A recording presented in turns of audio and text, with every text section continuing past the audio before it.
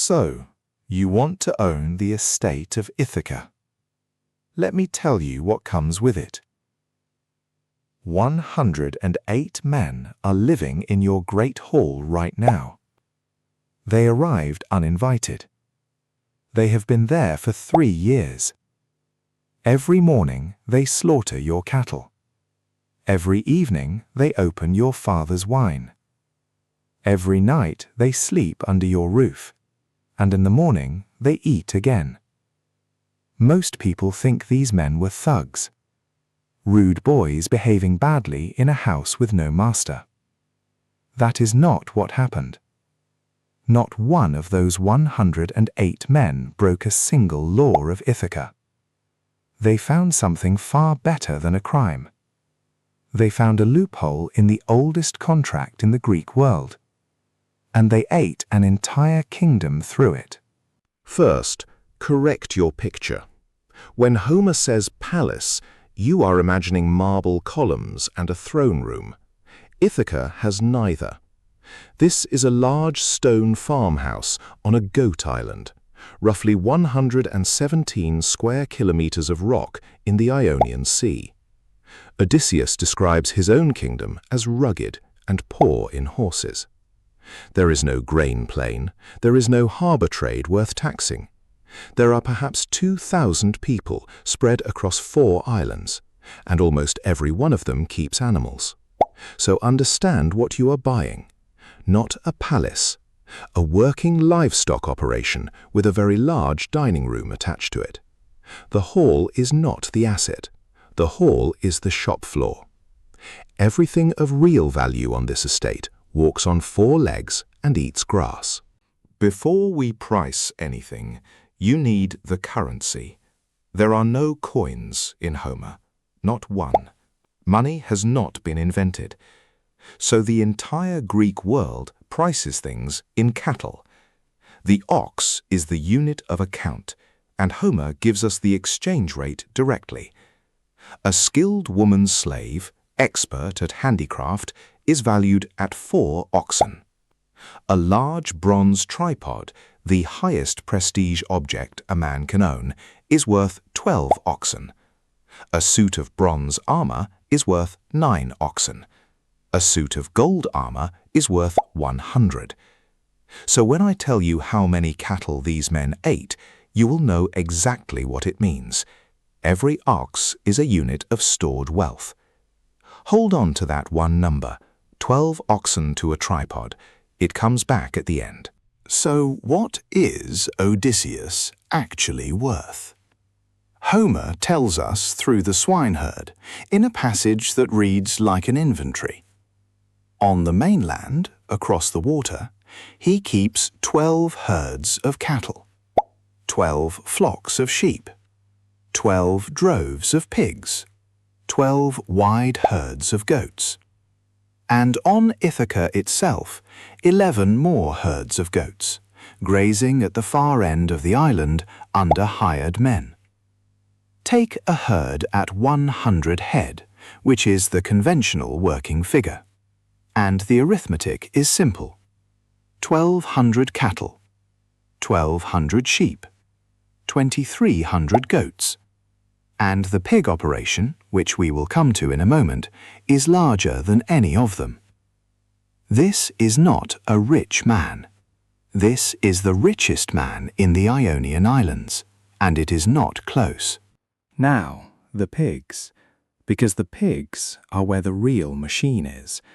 Eumaeus runs 12 styes. Each sty holds 50 breeding sows, 600 sows, plus 360 boars sleeping outside the wall. That is nearly 1,000 animals under one herdsman, and it is the most productive asset on the estate by a wide margin. A cow gives you 1 calf a year, if she is lucky. A sow gives you 2 litters, and a litter is 8 or 10. Cattle are prestige. Pigs are cash flow. Eumaeus is not a farmhand. He is running the single most valuable production line on the island, on a hillside, alone, with 4 dogs and a hut he built himself. Here is where almost everyone gets Bronze Age wealth wrong. You assume an estate like this earns money, rent from tenants, a share of the harvest, a tax on trade through the port. None of that exists. There is nobody to tax and no coinage to tax them in. There are no tenants paying rent because land is not held that way, and the 4 islands together produce almost nothing worth exporting. Wool, hides, cheese, a little timber. On the scale of the Mediterranean, that is a rounding error. So if you are buying this estate expecting an income stream, stop now. There is no income stream. That is not how any of this works. And once you see what replaces it, the suitors stop looking like vandals and start looking like something a great deal more deliberate. The estate does not earn. The estate breeds. That is the entire model. A herd is not food. A herd is a factory that manufactures more herd every year for free while you sleep. Take the cattle, 1,200 head, of which perhaps 600 are breeding cows. At a natural increase of 15 to 20%, that herd throws roughly 200 new animals a year. The sheep do far better. 1,200 sheep, most of them ewes, produce close to 1,000 lambs, and the pigs, as we said, are extraordinary. Across the whole operation, your annual yield is somewhere near 2,000 new animals. That is your income, not silver, livestock. And the rule is absolute. You live off the increase, and you never touch the breeding stock. The animals also pay you twice. Every sheep gives you a fleece each year, and 1,200 fleeces is a serious quantity of cloth. The household spins and weaves it, which is why the loom in that house is mentioned more often than the throne. 23 herds of goats give milk and cheese for 11 months of the year. Hides become shields, sandals, harness, and rope. Every animal out there is a machine with 4 or 5 separate outputs, and slaughtering it collapses all of them into a single meal. Hold on to that, because it is the whole point. When somebody kills your ox, they have not eaten your dinner. They have eaten the calf it would have thrown next spring, and the calf after that, and the plough team of 19 years from now. 1 ox is not 1 meal. 1 ox is a decade of compounding, cancelled. There is one more revenue line, and it tends to get left out. Raiding. Odysseus describes it himself, without a trace of embarrassment, as a normal season's work. You take 9 ships, you sail for Egypt or Thrace, you take cattle and bronze and people, and you come home heavier than you left. In the Bronze Age, that is not piracy, that is a recognized way for an aristocrat to grow capital. And sitting on top of it is the plunder of Troy, 10 years of it, which Odysseus was carrying home and lost entirely at sea. So the balance sheet you are inheriting already has a hole in it. The single largest capital gain of Odysseus's life is on the sea floor, and the estate has now run without its owner for 20 years. Now, the part that makes this worth your time. In a world with no police, no courts, no coinage, and no standing government, how does a traveller survive 400 miles of strangers? The answer is one rule: xenia, guest friendship. And it works like this. If a stranger arrives at your door, you must take him in. You must feed him before you ask his name. You must give him a bed and a gift when he leaves, and you may not harm him. In exchange, he owes you exactly the same, forever, and so do his children. This is not manners, this is infrastructure.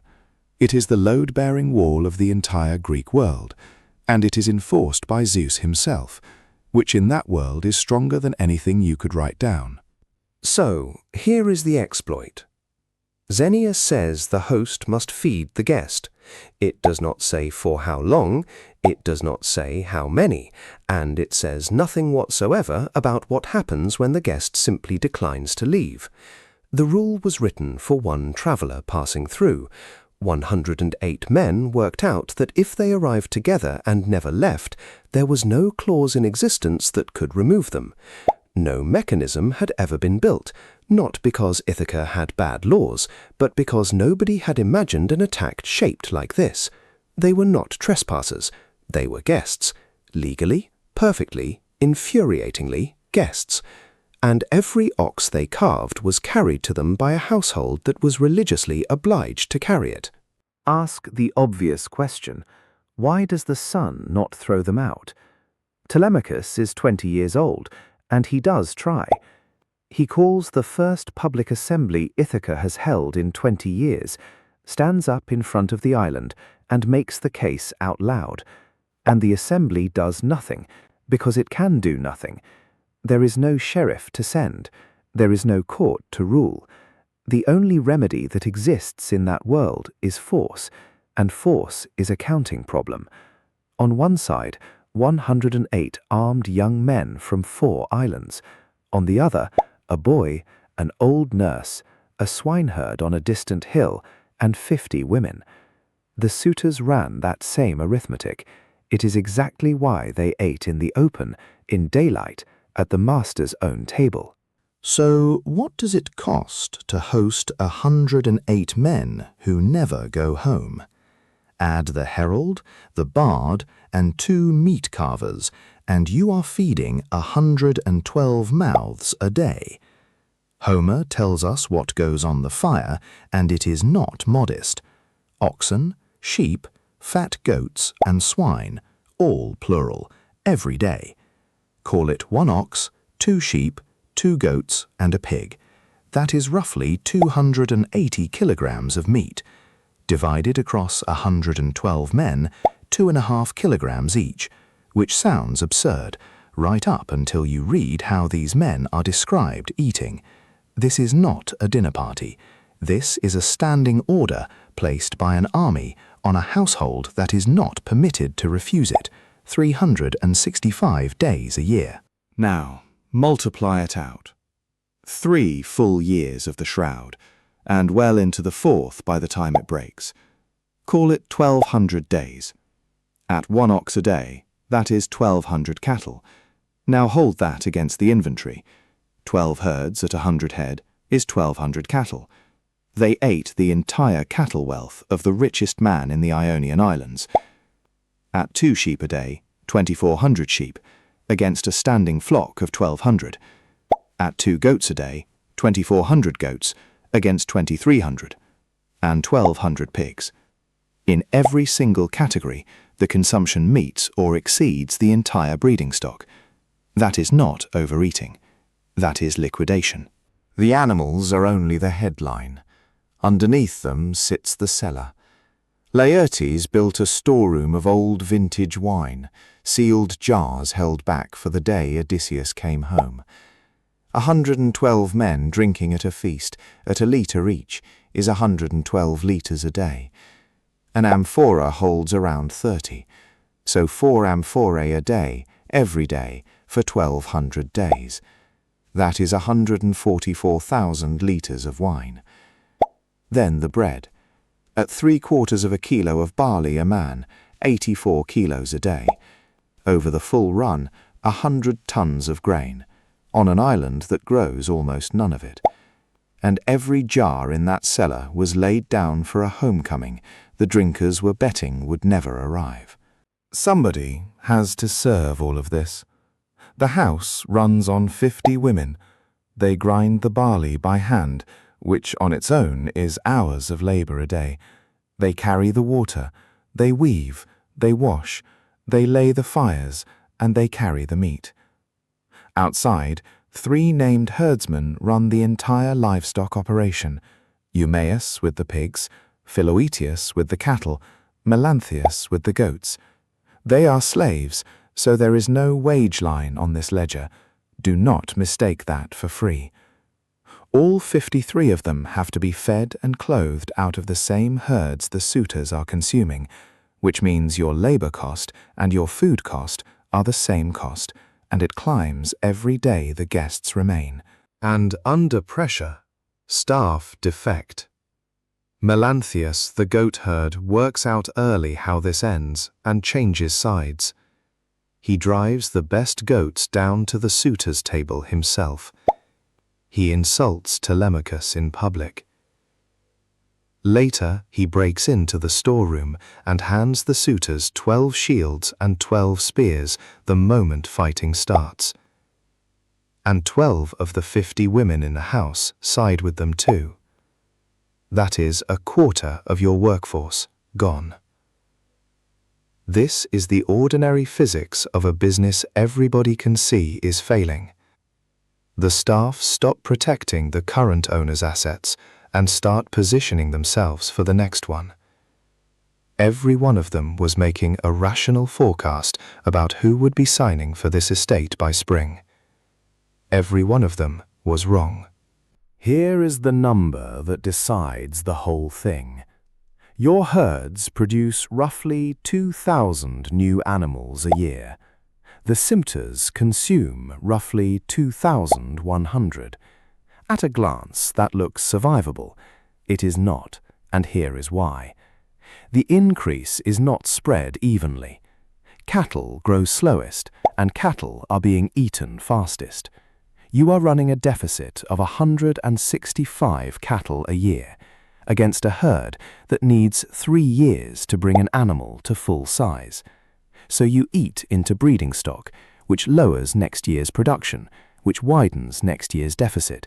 That is a spiral, not a shortfall. Left alone, this estate has perhaps 2 more years before the cattle line is gone entirely and cannot be restarted at any price. Which brings us to the thing almost everybody misses. The suitors were not eating because they were hungry. The eating was the pressure.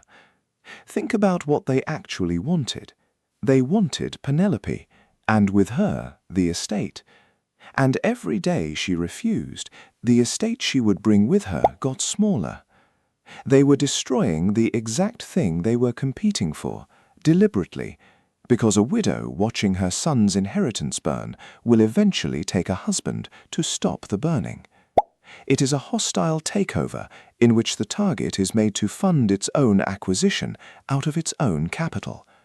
They never needed to win her over. They only needed to make waiting more expensive than surrender. And for 3 years, every single day, they made it a little more expensive. And she understood precisely what they were doing, which is why the shroud is not a sentimental story. It is the best defensive maneuver in the poem. She announces she will choose a husband as soon as she has woven a burial shroud for Laertes. Nobody can object to that. It is a sacred duty. Then she weaves by day, unpicks it by night, and buys 3 entire years. 3 years is not sulking. 3 years is the exact window Telemachus needed to go from a boy nobody would follow to a man who could hold a spear in that hall. She was not delaying a wedding. She was financing her son's majority with the only currency she had left, which was time, and she paid for it in nights. She does something colder still, and almost nobody notices it. Late in the siege, she gathers the suitors and lets them believe she is finally ready to choose. Then she reminds them of the custom. Men who court a woman are supposed to bring gifts, and they do. A great embroidered robe with 12 golden brooches, a gold chain strung with amber, earrings with 3 drops apiece, a necklace. In a single evening, she pulls dense, portable, permanent wealth out of the men who are eating her house. And notice the direction of that arrow. This whole arrangement had been upside down from the first day. Suitors are supposed to pay gifts into the bride's father's household. These men moved into the groom's and reversed the flow, and for one night she reversed it back. So let us close the book on 3.5 years. 1,200 cattle, gone. 2,400 sheep. 2,300 goats. 1,200 pigs, 144,000 litres of wine, and 100 tons of grain. Now price it the way Homer would have priced it. 1,200 oxen, at 4 oxen to a skilled slave, is 300 skilled workers, At 12 oxen to a bronze tripod, it is 100 tripods. 100 of the single most prestigious objects a man in that world could own, eaten as lunch by people who were never invited. And the cattle are the smaller half of the loss, because the herd that made them is gone as well. Converted. A beef animal today runs around $2,000. 1,200 of them is 2.4 million. 2,400 sheep at 250 each is 600,000. The goats, another 460,000. The pigs, 360,000. 144,000 litres of aged wine, priced conservatively, 700,000. Grain, 40,000. Call the consumables $4.9 million. But the consumables are not the damage. The damage is the breeding stock, because the breeding stock is the machine, and rebuilding a working 4,000 animal operation costs you a multiple of that, $12 million, eaten by guests under the protection of religious law, in a house with no owner. So, should you buy the estate of Ithaca? On the numbers, no.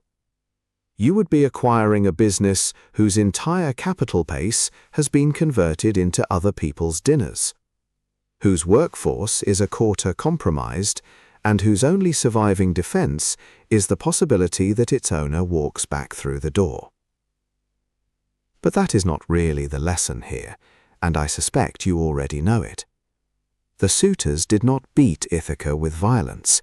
They beat it with a rule that everyone agreed was sacred and nobody had thought to put a limit on.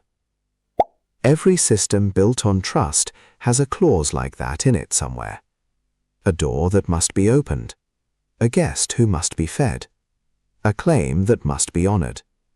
And sooner or later, somebody reads it more carefully than the people who wrote it.